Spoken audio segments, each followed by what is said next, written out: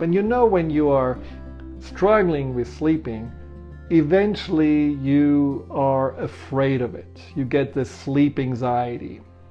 And that is something apparently over 60 million of Americans are troubled by, with this feeling of not only insomnia, but being afraid that you again will struggle this night, again will not get enough rest, and then you worry about all the consequences. Oh, tomorrow I'm going to be tired, I will not be able to perform as well.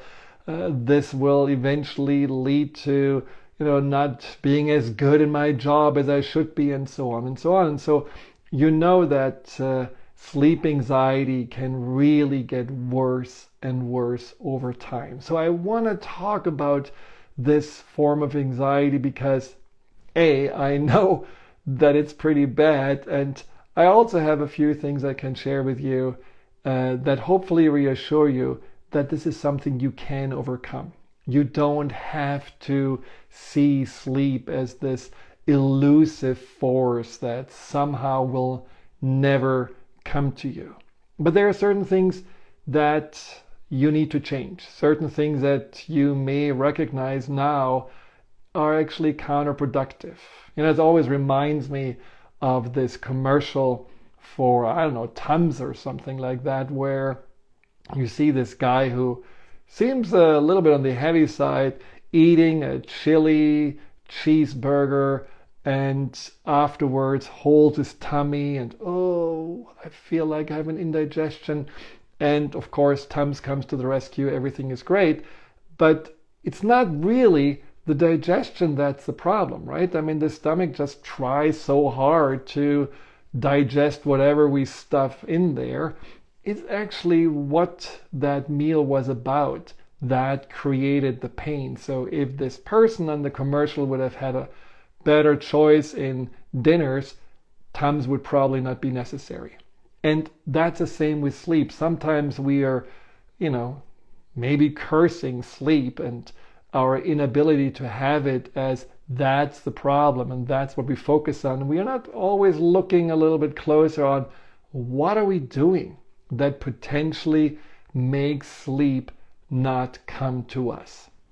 Because sleep is one of the most natural things in the world. I mean, we can sleep since we are babies. We slept even in the womb. So it's not something that we have to learn. It just is there. So how come that sometimes it's like the friend that keeps us waiting? And what can we do to be better with making sleep come to us? It's literally, I find sleep is like some kind of an invitation that we have to put out. It's like we have to open up and surrender to the sleep, and we have at times just the hardest time because we do behaviors and we also certainly put something into our bodies that doesn't really help with that. So I want to divide this, what we can do better, into two sections. One is about the physical aspect, and then there is the mind aspect. Where can we do some improvements there?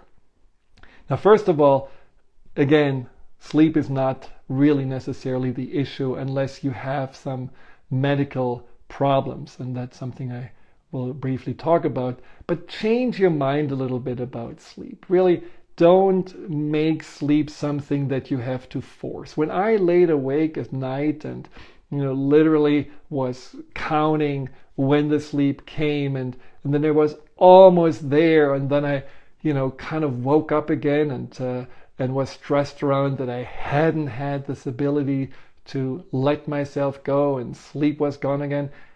It's this feeling of the more you chase it, the more you chase it away.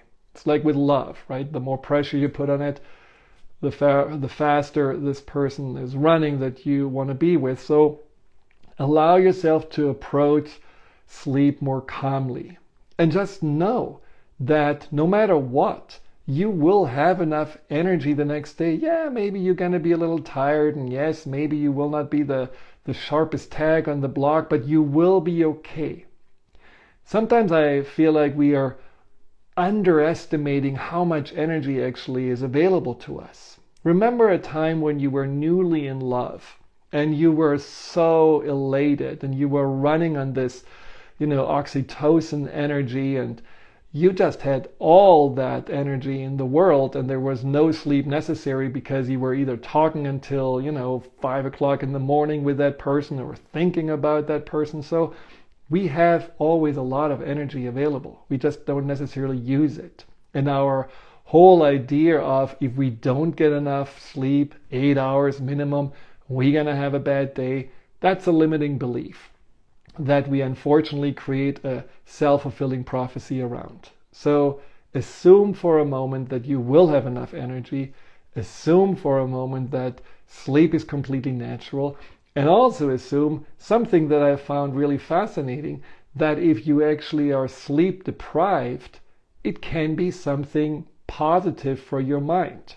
When I was in medical school in the good old days, one of the jobs that was very well paid was a job of keeping people awake.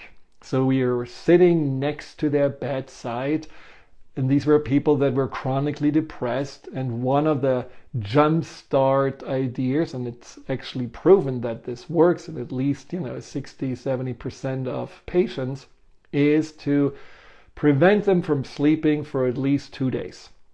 So you literally try to keep people awake, and then you let them after 48 hours finally fall asleep. And that finally falling asleep is like a reboot effect. And often people come out with a different mindset and a different approach to themselves in life. So if you haven't been sleeping for a while and you let sleep eventually come to you, maybe you're gonna get a nice reboot. And maybe you see things in a complete different way. But again, you have to allow it to happen.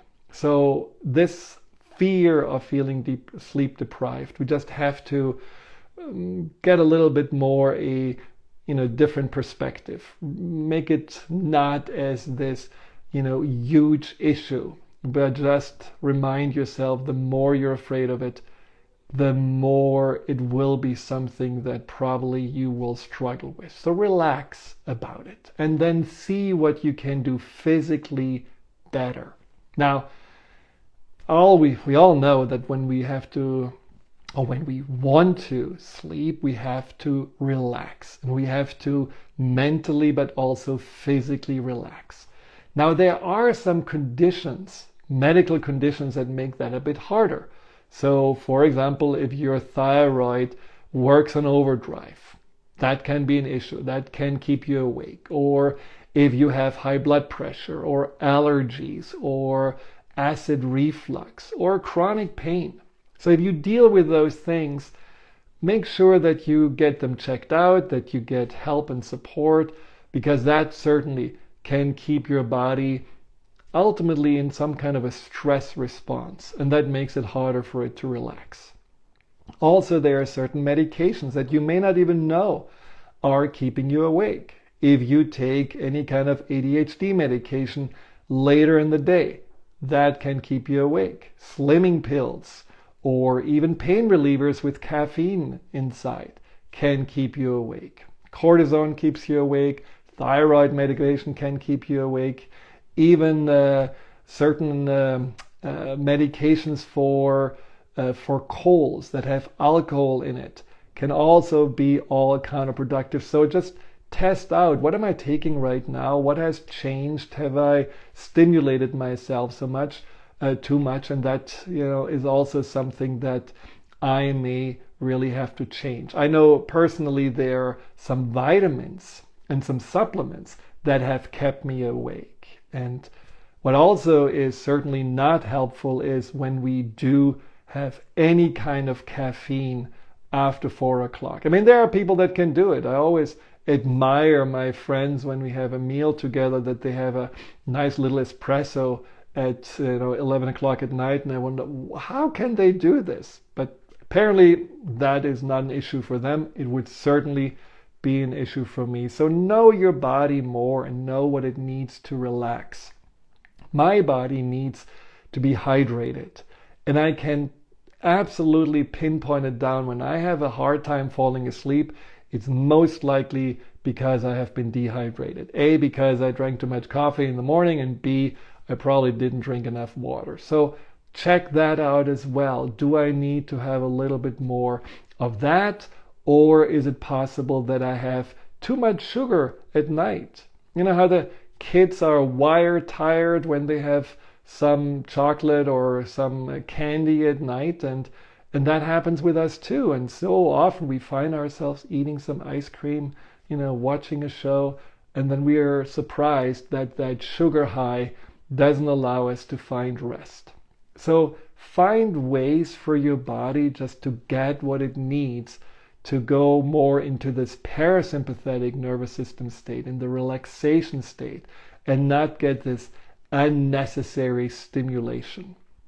And also, if you feel you haven't really moved at all, do a little walk before bedtime or maybe after dinner, just to move your body so that it's releasing some of that stored energy. Do a little yoga class if you want to, but don't find yourself in the 24-hour fitness running on a treadmill like you're chased by a lion, because again, that is stimulating the sympathetic nervous system, that stress response, and it's just harder to get down into a sleep state.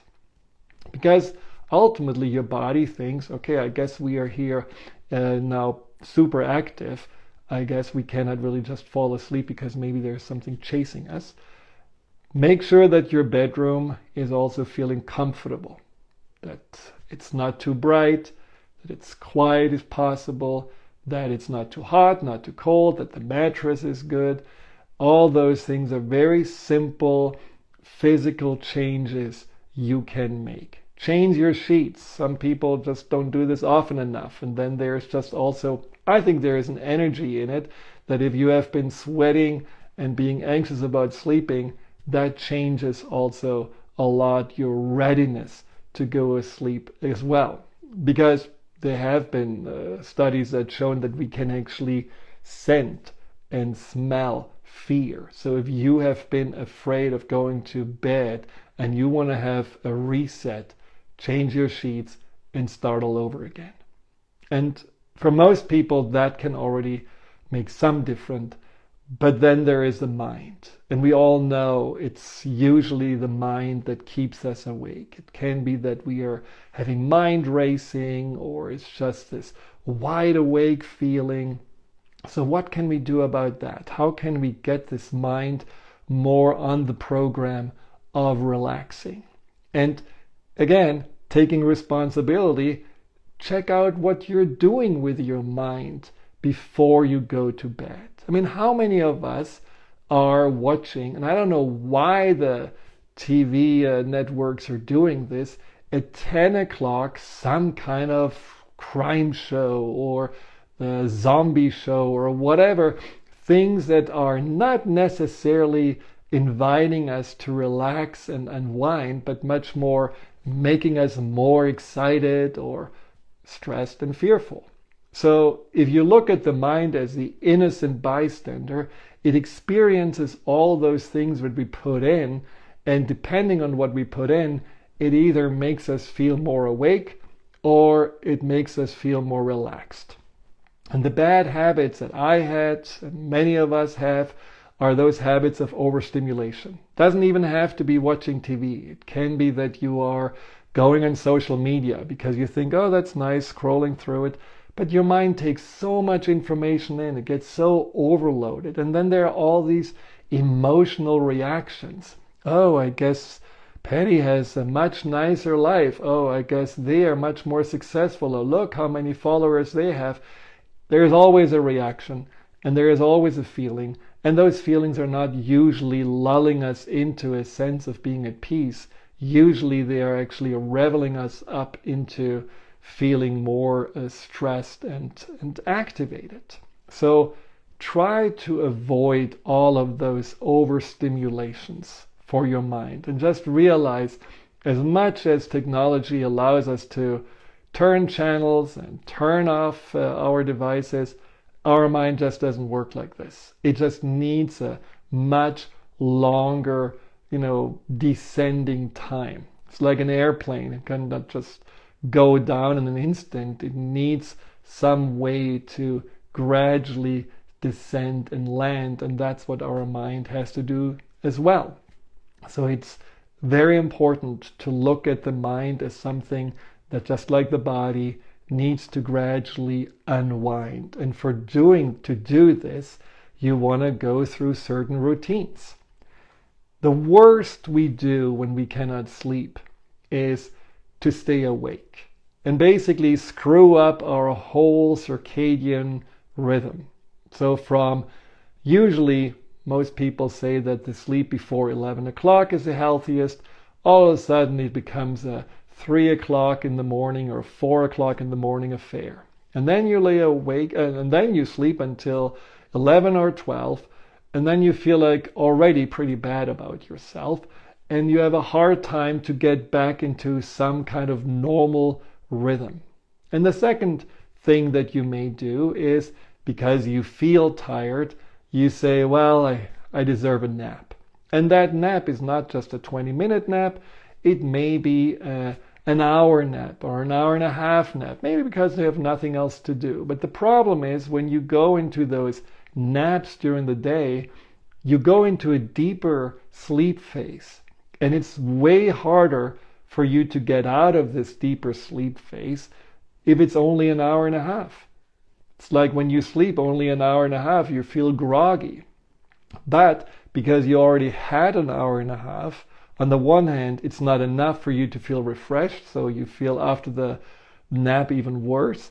On the other hand, you have taken away this tiredness that you actually should have at night to have a comfortable falling asleep time. So that's not working. Keep your naps 20-minute max. Set a timer and remind yourself that in order for you to have the best sleep, you need to have a routine that you stick to. It's like a workout routine. It's like maybe a routine with your nutrition, but make sure that you stick to this routine. Even if you say, well, if I'm going to go to bed at 10 o'clock at night, I know I'm going to lay awake until 2 a.m. in the morning.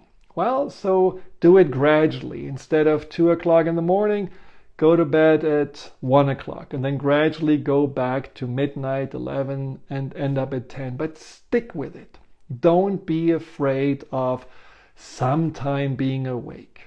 Because in the end, it is this routine and this preparation of the mind that it knows, okay, this is the time where it's about sleeping and resting. And this is a time where it's about working or entertaining and whatever. Your mind just needs a predictability. It doesn't like to be jolted around because then it is on total alert.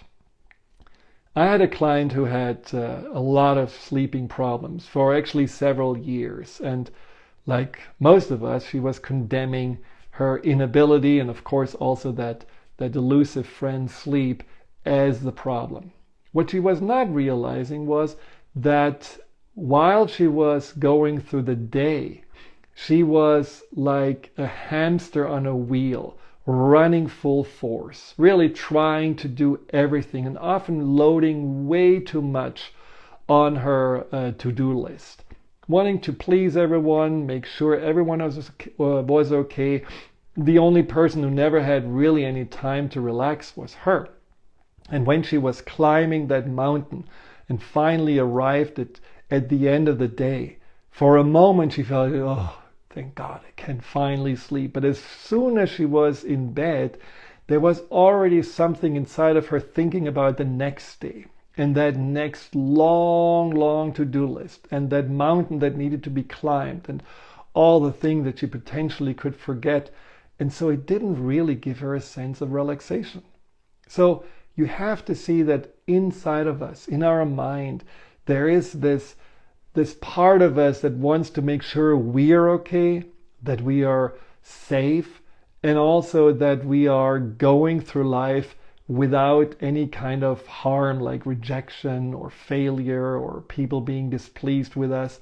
So if you really watch yourself, not only in regards to your trouble sleeping, but how you may actually think and act during the day and how much you may push how you are always running and in a hurry, or you feel in general that you are behind or a failure or not really meeting expectations. What you really see there is that overall it's not the sleep that's the problem.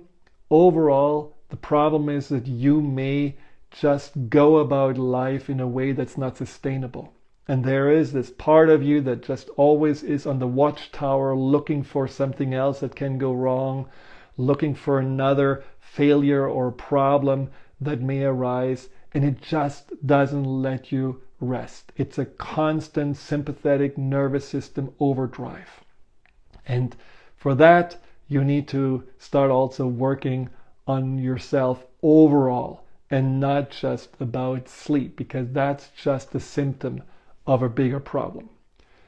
So back to what you can do to calm your mind down. So I talked about, make sure that you do keep all this extra stimulation out of your system.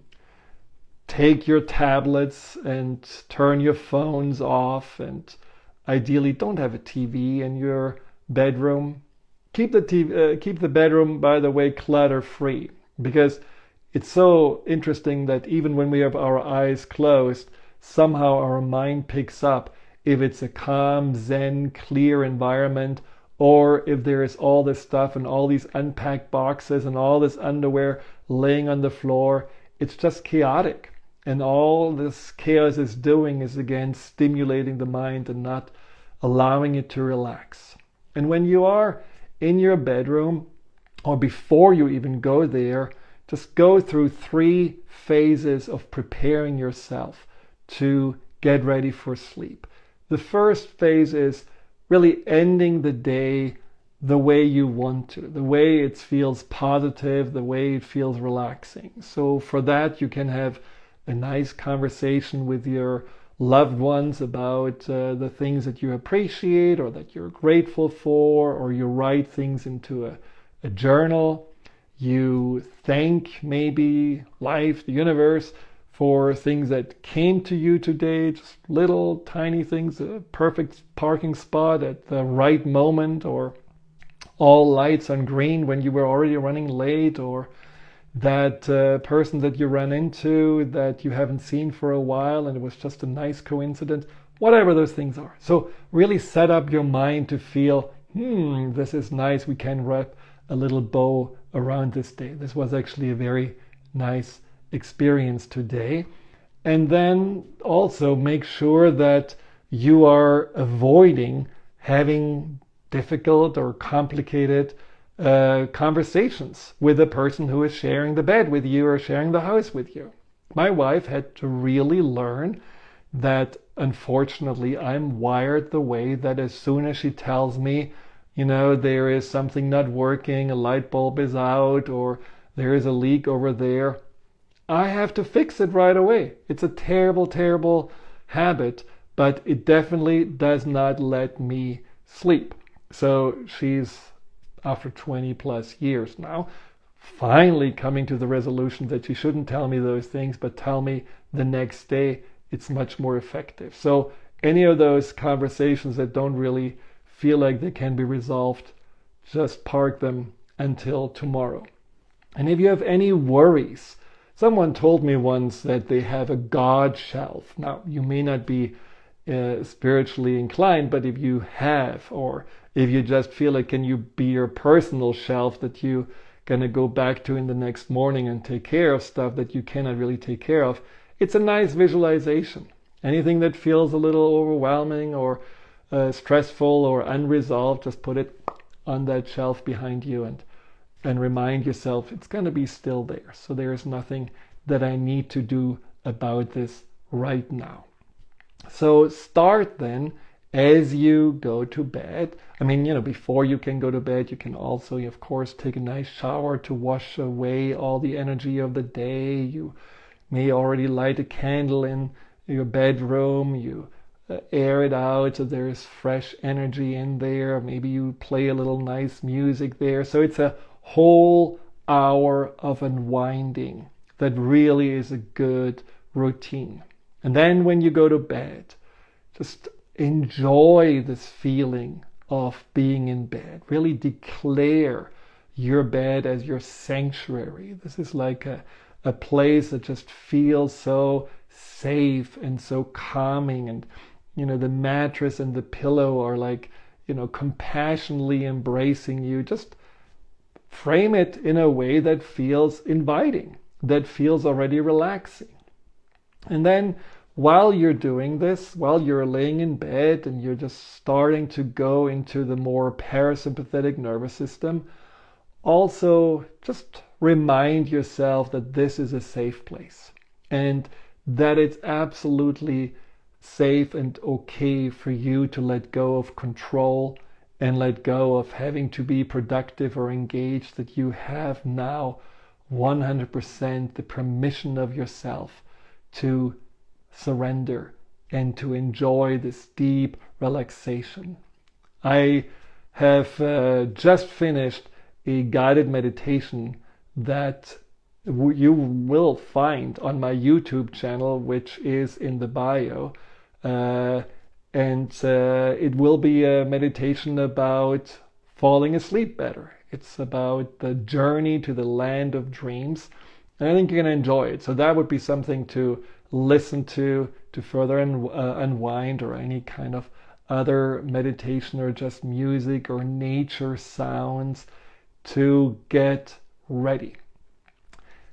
Then in the third phase, you are starting to stimulate your body even more to relax your body with a relaxing stimulation by, for example, massaging your face. I love massaging the face because it's really something where there are so many nerve endings that are stimulating the parasympathetic nervous system, and that in itself can really get you just in a feeling of being held and being taken care of. Stimulating the ears is great. There is a spot right behind it, the occipital area, which is also something when you're like in a pressure point, when you push on it, it just gets you into this deeper, almost thoughtless place.